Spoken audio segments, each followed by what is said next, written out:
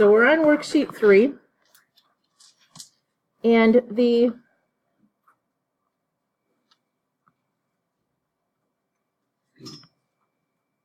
definition of I is simply the square root of -1. So when we square that, we get the square root of -1 squared, which would be -1. Everybody, this is really important that you get this, okay? I cubed would be times another I, right? So it would be I squared times another I, which would just be a -I. Then I to the 4th, sorry.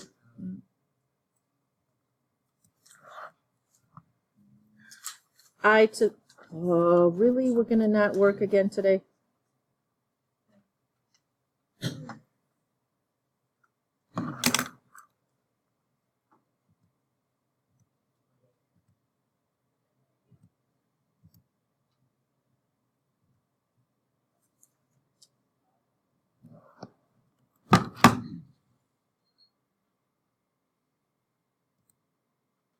I to the 4th is like an I squared times an I squared. Does that make sense for you guys to think about it that way?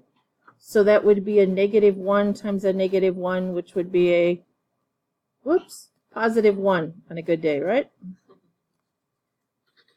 So then if we do I to the 5th, what happens? Yeah, the pattern starts over because you're going to take an I to the 4th and multiply it by another I. Well, this was just 1 times I is I again. Okay, so I to the 6th would be an I to the 4th times an I squared, which would be a 1 times a -1. So just get -1. The pattern just keeps going. Okay, so there's 2 ways you can think of powers of I. This is on your notes on worksheet 3, and there is a question on this on the quiz, and you will only have a scientific calculator, so please be awake checking on this. This is worksheet 3, powers of I. Okay? One method is to use those patterns which go I squared, I cubed, I to the 4th.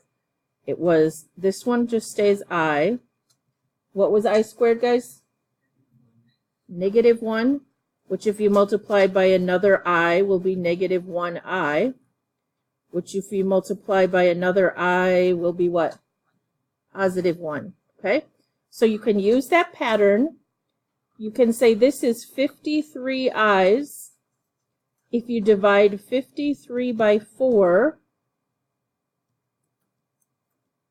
does anybody remember how to do this? Even? Let's see, 3 times would be 12. You'd have 1 left over. Okay? So the first, every 4 would result in just a 1. And 1 times 1 times 1 times 1, 12 times is still 1. 13 times is still 1. But you had a remainder of 1, so you're going to have 1 more I left over, so that's the answer. I never use that method because it just confuses me. What I always do is I say 53, because my brain can't remember all 4 of them, first of all. I can only remember 2. Can you remember 2? You can remember I is equal to I, and I squared is equal to -1. Those are the only 2 I can remember. How about you? Okay, so when I see I to the 53rd, what I do is I say, well, that's 1 I, and then it's 52 more. And the 52 more, I use my powers of exponent rules. Do you remember this? I squared 26 times. Remember that exponents that are power to a power you multiply? So what is an I squared? -1. So now I have I times -1 to the 26th power. And the reason I pulled this I out was because it was an odd power. Okay? And I wanted an even power. So negative 1 to the 26th, what should that be? You could literally do that on your scientific calculator if you had to, but it should be positive 1, right? Because it's a negative to an even power, and 1 times 1 times 1 times 1 times 1 is just 1. So this will become a positive 1 times I will just give you I as your result. Okay? So that's method 2. So let's try this one. I can't even read that. Does it say I to the 86, guys? Okay. So let's try green here. I to the 86. Their method would be to divide by 4. Let's say that goes in there 2. Bring down the 6. It goes in there 1. You'd have a remainder of 2. So what is I to the second? That means the remainder is 2. So it's really just an I to the second, which is a negative 1. Okay, because there was 2 left over. Every power of 4 takes care of itself and just becomes a 1. Okay, my method, this was 86, is that right? Okay, because it's already even, and I can remember I squared, it would be an I squared 43 times, because you multiply exponents. I squared is negative 1, and a negative 1 to the 43 would be negative 1, right? And again, a scientific calculator will still do negative 1 to the 43 as long as you remember your parentheses and everything. You get confused. All right, the one on the quiz is quite likely something disgusting like this one in the middle of the page here. Let me move this to another page. Can I just copy you?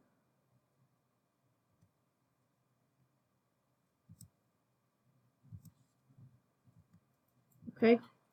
I to the 279. Anybody want to divide by 4, or you want to use the Hofbauer method? Any preference? The Hofbauer, because it's odd, I would take 1 out first. So that would leave how many?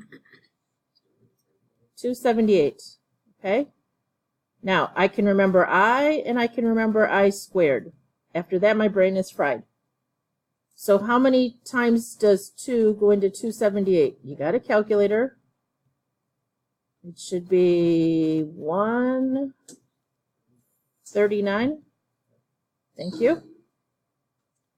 All right, what's I squared? And negative 1 to the 139th power should be negative 1. So you have an I times a negative 1, which is just negative I or negative 1I. Okay, anytime you have a power of I, your answer is either going to be 1, negative 1, I, or negative I. You just have to figure out which it is. Okay? Shall we make up one more? Okay. I to the 450. How's that? Do I need to take 1 out? No, it's already an even power. So it's an I squared how many times? 225 times. Well, I squared is negative 1 to the 225th would just be negative 1. So if you have to get through so you have to get it down to the low to an odd number from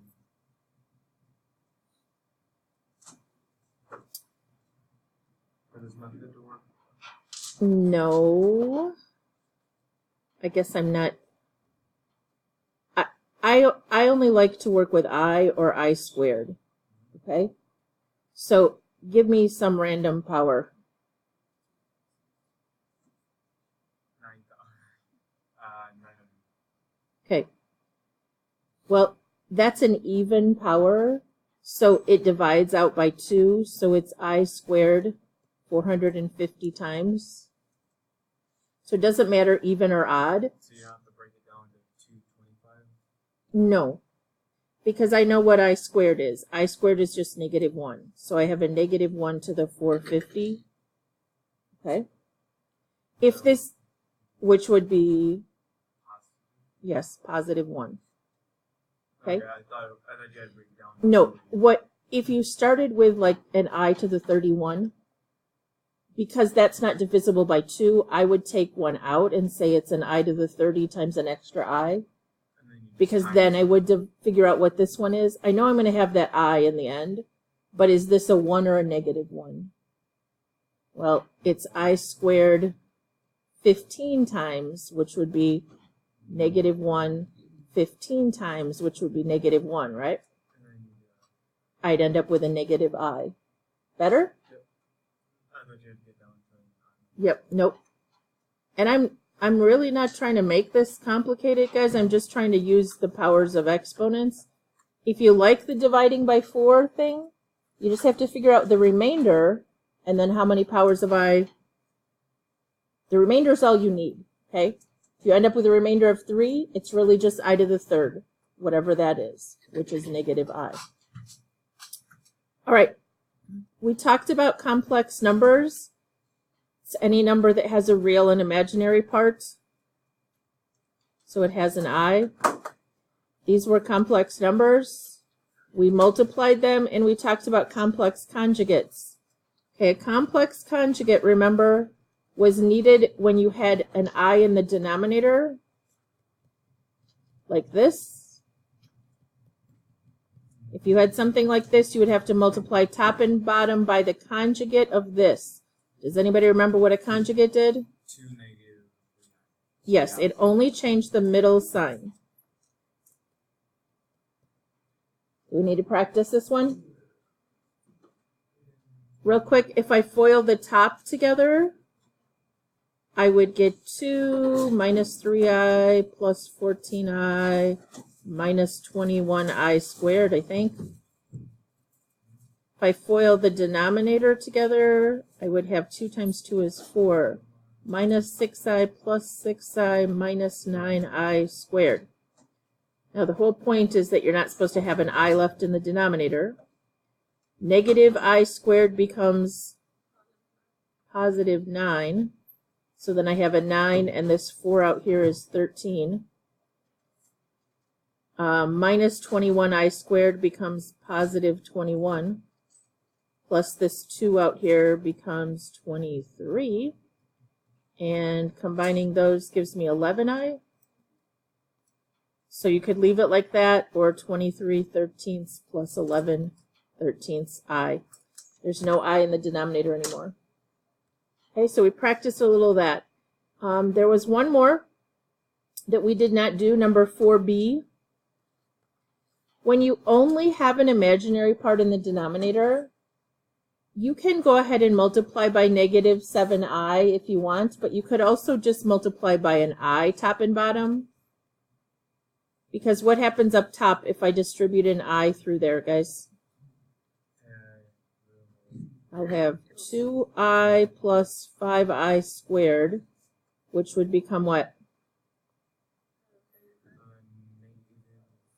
Yes, a 5 times a negative 1, or negative 5. So I have a negative 5 plus 2i on the top. On the bottom, I just have a 7i squared, which will become 7 times negative 1, or negative 7. So if I split that apart, negative divided by negative would be positive, but back here I'd have a 2i over negative 7. It's just shorter. If you had done, let me show you real fast, if I had taken the 7i and said I'm going to multiply top and bottom by negative 7i, because that would be the conjugate, I would have ended up with negative 14i minus 35i squared, which will turn into plus 35. I'm skipping a step. Down the bottom, I get negative 49i squared, which will turn into positive 49. And then what happens to this, that it became this? You can divide everything by 7, right? This will become a 5 over 7, and this will become a 2 over 7i, and it's negative. So it's just a little faster if there's only a imaginary part to just multiply by I, but it doesn't matter. So if I had done this, I would have said, well, 35 over 49 reduces to 5/7, And negative 14 over 49i reduces to negative 2/7. Same thing. Questions? All right, you do have an assigned problem that looks like this. When you have, they're going to throw extra variables in here. So the example says 2a plus 5i equals 6 plus bi. Then what do a and b have to be? Well, guys, all it is the part with the I has to be equivalent with the part with the I. In other words, the imaginary part has to equal the imaginary part. So what would B have to be? B would be 5. Okay? And then the real part that doesn't have an I has to equal the real part that doesn't have an I over here.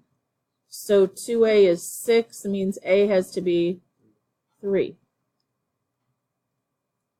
So can you do this one real quick?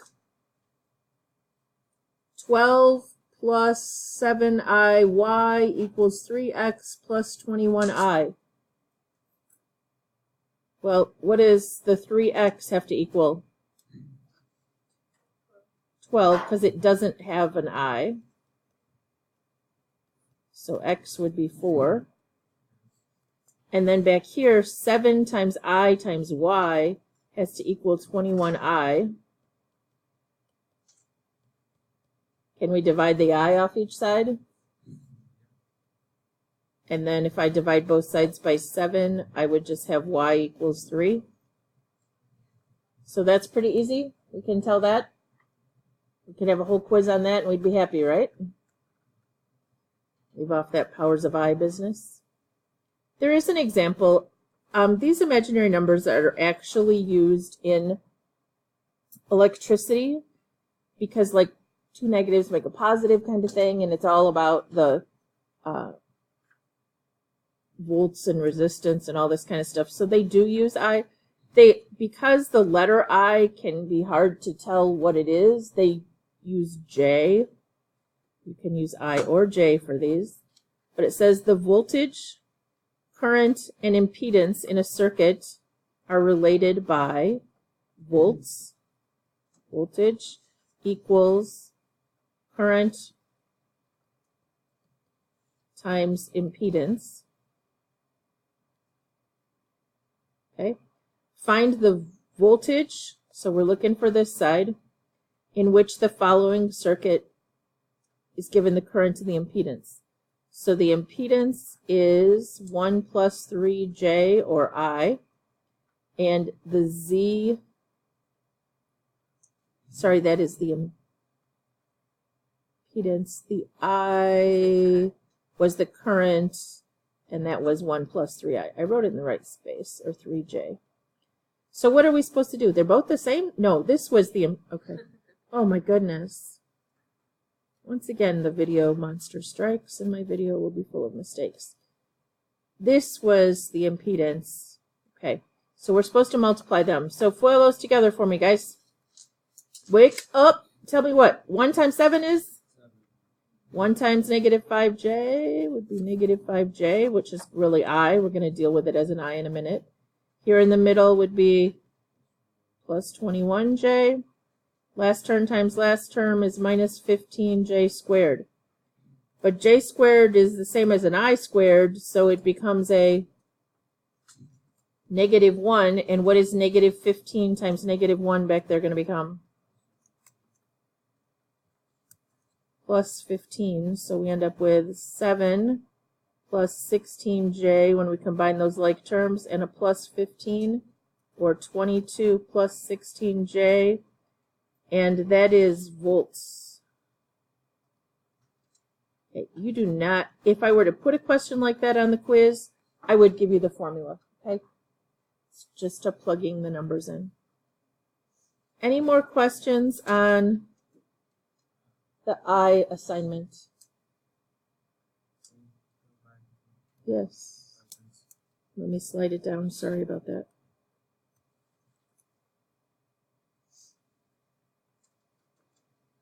All right.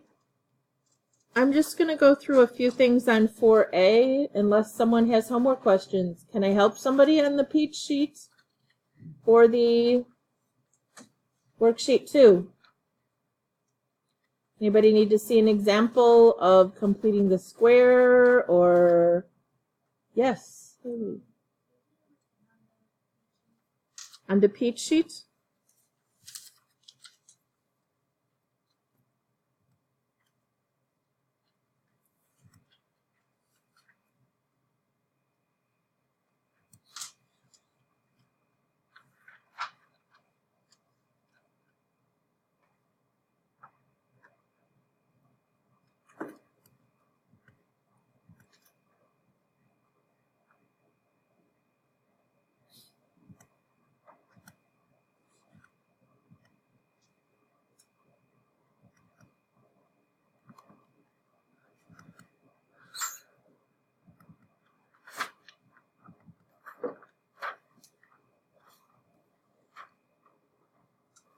This number 10? Okay. Any ideas where we're going to start? There's only 2 terms, and it has a cube, right? So if I go back here, it says 2 terms, the top right here, okay? 2 terms, sum or difference of cubes or squares. Well, they're not perfect squares, so they must be cubes. And was it sum or difference? It was a difference, right? So the pattern we're following is that a cubed minus b cubed becomes a minus b times a squared plus ab plus b squared. Okay? It's a pattern you need to memorize. So, does anyone know the cubed root of 8? 2?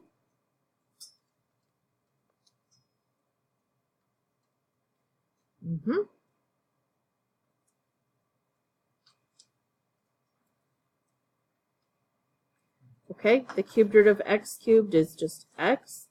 I don't know how I just lost all ability to use my slate. 2 and an x. Then minus, because we keep the sign here to here, and the cubed root of 27 is 3. Okay, the second parenthesis is the one students generally have trouble with. We are supposed to take the first term from here and square it. So 2x times 2x would become 4x squared. The number at the back is the b term squared. So 3 times 3 or negative 3 times negative 3. Either way, you get 9. The term in the middle is an a times a b, but you get to ignore the sign. So when I do 2x times 3, I get a 6x in the middle. And then, I don't know, we talk about SOAP if you get really confused about the signs. Whatever it started with up here, the first parenthesis has that same sign. The next parenthesis has the opposite sign. And the last one back here is always positive. Now, it will not factor further. Some students look at this and want to factor it further. But if I factored 2x plus 3 and 2x plus 3, when I did the middle, I'd get a 6x plus a 6x is a 12x. It doesn't factor back to a 6x. So as long as there wasn't something I could have taken out in the very beginning, it won't factor further.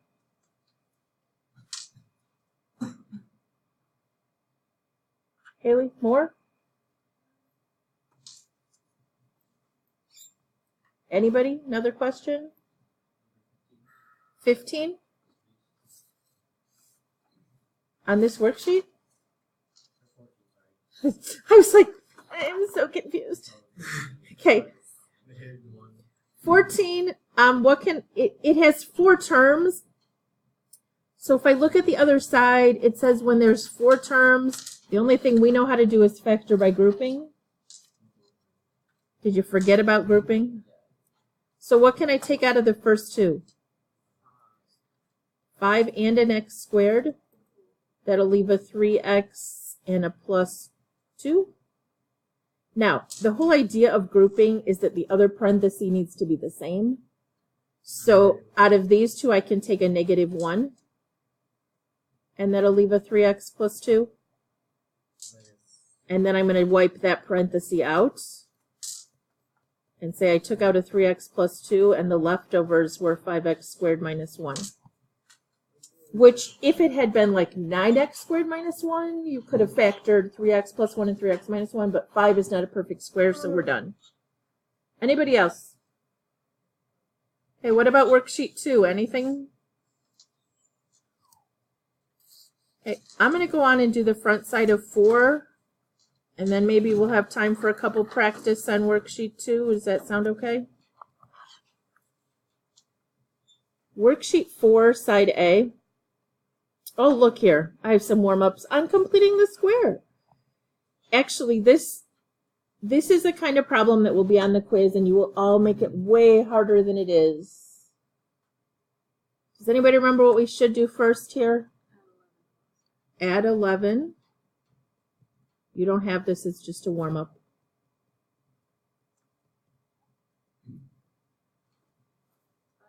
Then divide the 3 out. Good job, Destiny.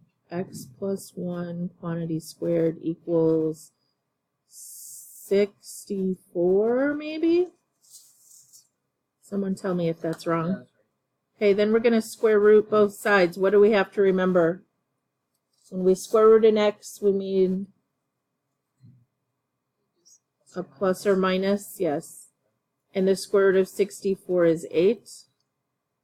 So then if I subtract 1, 8 minus 1 would be 7. -8 minus 1 more would be -9. You will have a scientific calculator, but not a graphing calculator. Can do that one? Don't make it harder than it is, right?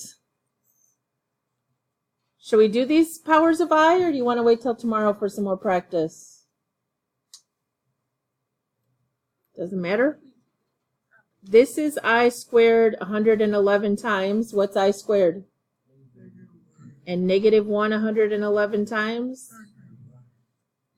Okay, can use your calculator. -1 to the power of 111 should, because it's an odd power, should come out -1. What about this one though? No, poke out an I first. That leaves 134. Leave that guy alone out there, and that's I squared 60. 130. Is that right? Okay. So now -1 to the 67th power is going to be -1, but there, whoops. Oh, yeah, there was an I out front.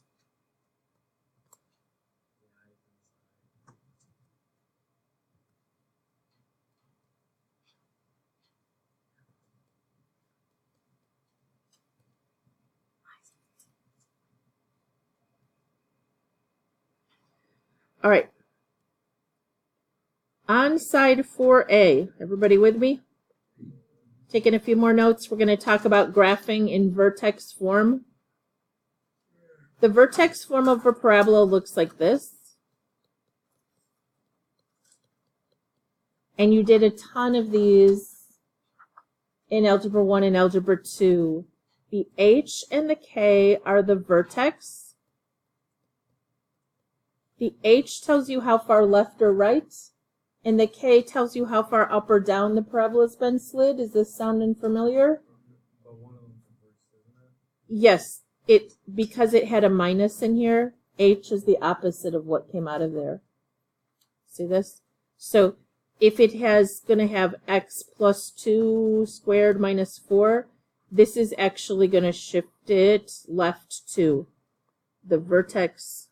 Let's see if I can make this work again.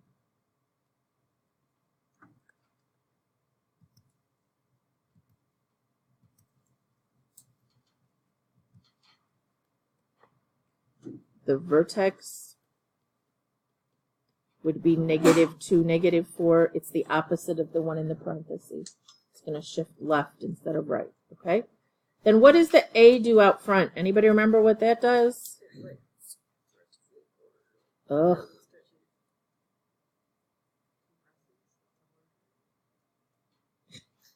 There we go. The A does two things. If it's positive, the parabola opens up. If it's negative, the parabola opens down. If the A is less than 1, it actually goes up more slowly, so it makes the parabola... Oh, I want to cry right now.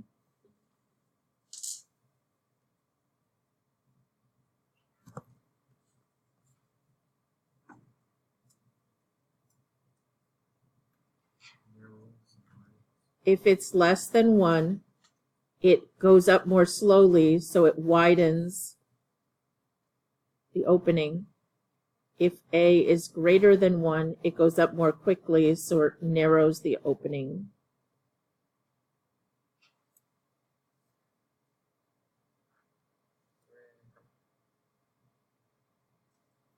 Now I'm going to have to try to graph these, though, and this is going so well. Okay. Is there like a special tool that pulls it down? I don't know. I don't know if it's working if I go stand over there. I don't know. I thought if I was using the ink, it was working correctly, but okay, y equals x squared.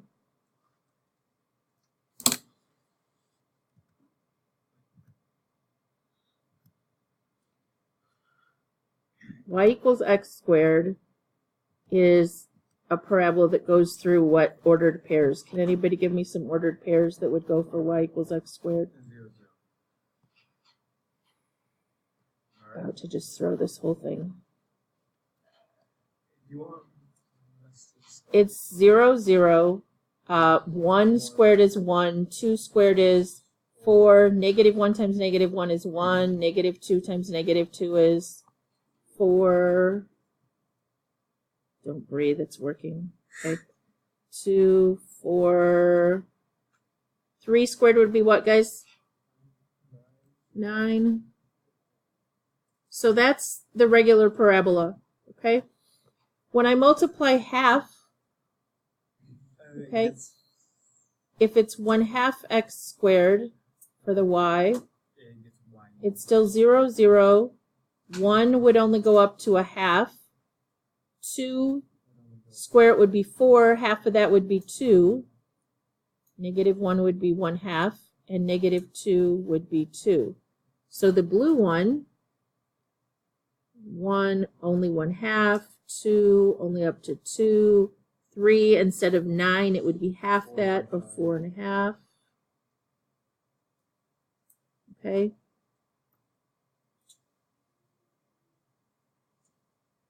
So what it does is makes it a little bit wider when you put the 1/2 out there. The negative 2 will flip it upside down.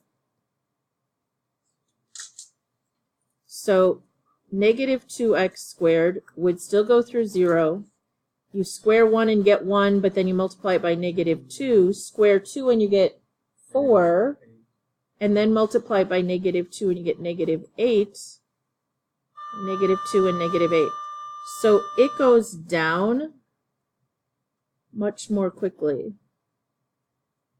By 2, it's all the way down to 8. So it's much skinnier. Okay, and also down.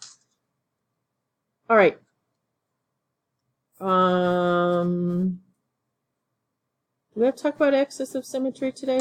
Or is it just graphing? Okay, we're just going to graph. We can talk about axis of symmetry. Just remember, whatever goes through the vertex, it's even on both sides, right? It's an axis of symmetry. All right, so we're supposed to sketch and show at least 2 other points accurately without a graphing calculator. So what's the vertex on number 2? 2, positive 1. It's the opposite of this and keep this. So we go over 2, up 1. Notice the squirrely numbers on the graph paper. Now, you can put in some points by hand to find those, but is there any stretch on this? So this is the way I do it, guys. I think of this. Normally when I go over 1 and I square it, I get a 1. I go over 2, I square it, and I get a 4, right? This problem has just shifted over to here, but that pattern is still the same. As it goes over 1, it goes up 1.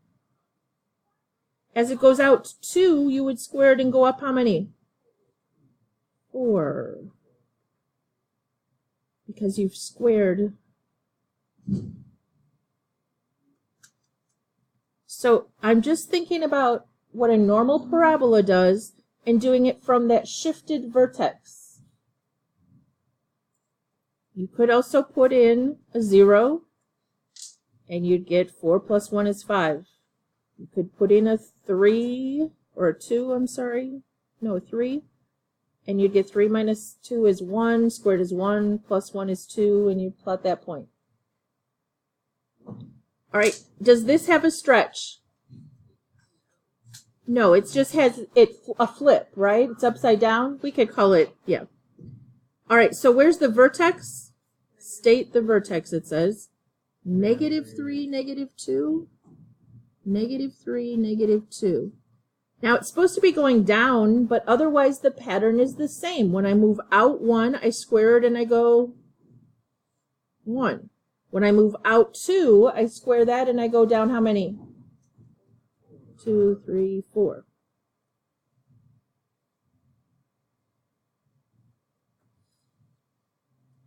Please try to make them rounded and not V's, okay? Try. All right. Now these have some stretching. Are these wider or narrower? Does anybody remember? They are narrower, both of them. The first one opens down and the second one opens up. Okay, where's the vertex on number 4? 3, 2. And on number 5? 2, -4. Okay. So if I plot 3 and up 2, okay. Now, if you want to do some by hand, you're going to have to stick them in this equation. So what numbers would you like to pick? You should go on either side. 1. Well, if you go 1 unit to the left or right, you should be at what? +2 or +4. It should give you the same answer. If I put a 2 in, what do I get? 2 minus 3 is -1. Squared becomes 1 times -2 would be -2 plus 2 would be 0. Normally when I go out 1, I go down 1, but because of that 2 out front, I'm going to go down 2. 2 is at 0 and 4 is also going to be at 0. Now if I go out 2 from the vertex, I'm at what x coordinate? Either 1 or 5. So if I put a 1 in, 1 minus 3 is -2, squared becomes +2.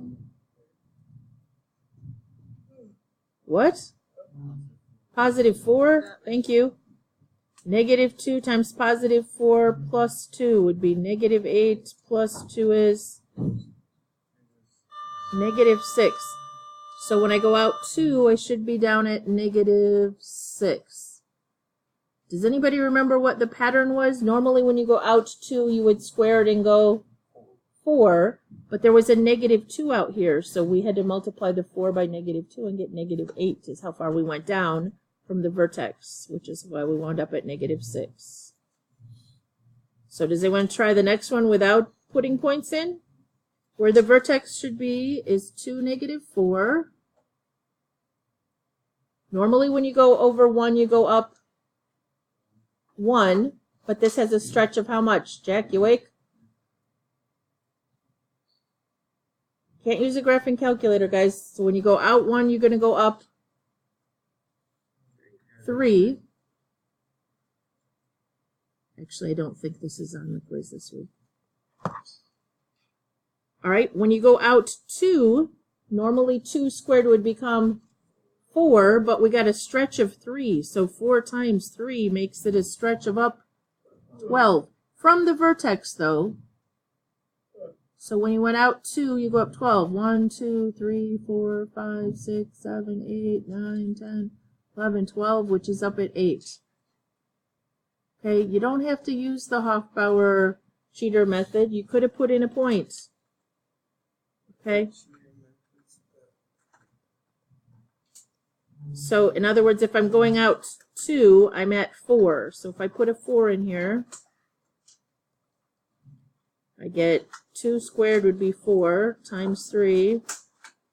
Get 12 minus 4 is 8. So I put in a 4 and I got out an 8. All right. Last one. What's going to happen to these two? They're gonna get wide. Yeah, so this one has a vertex at negative 4, 4. And it's opening down. Normally when you go over 1, you go down 1. But we're only going to go half of that. Normally when you go out 2, you square it and you get 4. But half of that would become 2. Yep.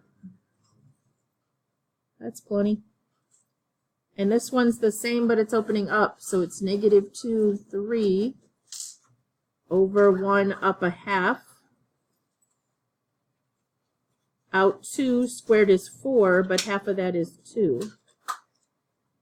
So you can also find those by plugging in values. But if you kind of think about the normal parabola and then just stretching it. All right, please, tomorrow you need to come with questions on worksheet 2. What? Yes, come with questions. You need to have done work.